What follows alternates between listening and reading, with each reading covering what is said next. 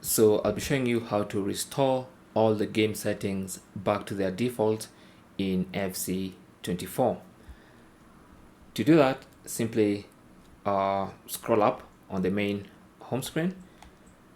Once you get up, scroll left, and you can be able to select between these two sets of icons. Okay, so select the settings wheel icon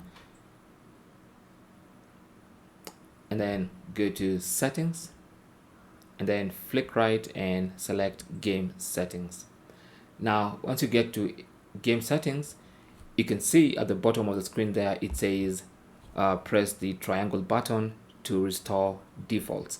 Now that's because I'm using a PS5 and a PS5 controller. If you're using Xbox or PC, it might tell you to press something different, but for me, you can see it clearly says press the triangle button on my controller to restore defaults. So follow the instructions of your own console and press that button.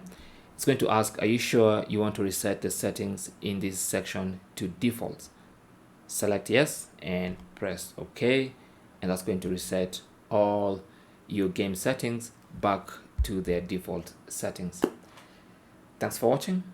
Leave your comments and questions down below, and good luck.